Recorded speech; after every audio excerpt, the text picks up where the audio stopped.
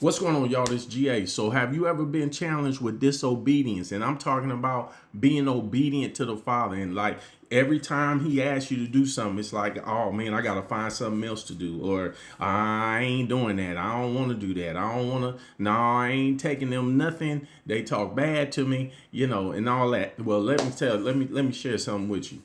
Don't run from what the Father has for you to do. Okay? Don't run from that. You don't want to do that. So how do I not do that? I submit to being obedient. I submit to what he says. I submit to his will. It's like the in Matthew, I think it's Matthew 25 if I'm not mistaken. Yeah, Matthew 25 1 through 13. It's about the 10 virgins. And so it was five that was wise, and then there was five that was foolish. And so they were waiting for the bridegroom. So now the bridegroom is getting ready to come, and they got to get their lamps all lit. The five wise ones got their lamps lit. But the ones that was foolish, they didn't have enough oil. So they was trying to ask the other five that was wise, hey, won't y'all give us some of your oil? And the wise ones was like, nah, we ain't. We can, if we do that, then we ain't got enough for us. So the foolish ones had to go try to buy and try to find some oil. And the whole reason was because they did not want to do what was supposed to be done in the first place. You get what I'm saying? Don't get caught. Don't get caught not being prepared. Don't get caught not being in a place where the Father needs you to be in order for you to get to where you want to get to. Now, we real quick to call on him and say, Father, he called me to this, and I want to be great, and I want to be successful, and I want to be a businessman, a businesswoman. I want to be an entrepreneur. I want to be astronaut, whatever it is. But when it comes down to doing what he asks us to do, we find it to be very, very challenging to obey that. Another case in point is Jonah. Jonah was told to go to Nineveh. The first thing he do is pay to jump on the ship to go to Tarshish. You get what I'm saying? And then so now he finds himself in a situation where it's a storm coming. It's a tsunami on the way. You know what I mean? And now they in the middle of it. Now everybody else trying to figure out what's going on. Well, look, let me share something with you. When you operating in disobedience, it affects everybody else that's around you. When you operate in disobedience, it affects everybody else that's around you. So you don't want to be caught up being in a place that you're not supposed to be.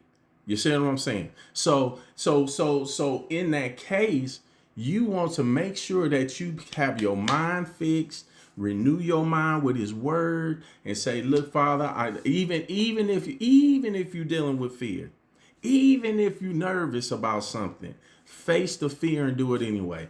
That's how you overcome this disobedience. It's a practice. We don't always obey all the time. Shoot, I don't obey all the time, and I need to. You know what I'm saying? But I'm practicing being more consistent with it. Being more consistent with obeying the Father with what he has on my plate. Like, even for me to come on here and talk to you right now, this is being obedient. Because I'm like, look, in order for me to get something different, in order for me to get to the next level or the next realm that I want to get into with the Father, I got to obey where he got me at now. You get what I'm saying? So don't give up. Don't quit. Keep obeying the Father. Oh, and start with the small things. It don't have to be nothing real big.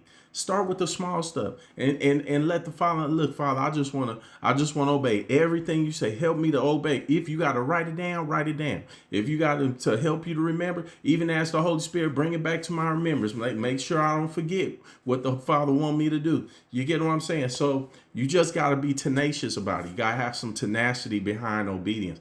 Yeshua said it once again, I only do what I see my Father do, meaning that, hey, if you got to even make it a game, let me play a game where I do only what the Father does. Do only what he does, because that's where all the peace at. That's where your joy at. That's where the abundance at. That's where the benefits are. That's where the surplus of resources at. And when you obey, he know he can trust you. You see what I'm saying? When we consistently being obedient, he knows he can trust us to do what he asks us to do. After a while, Jonah was able to go to Nineveh, get out the belly of the fish, The fish spews him out of his mouth on the dry land, and he ends up going to Nineveh and saving a whole city.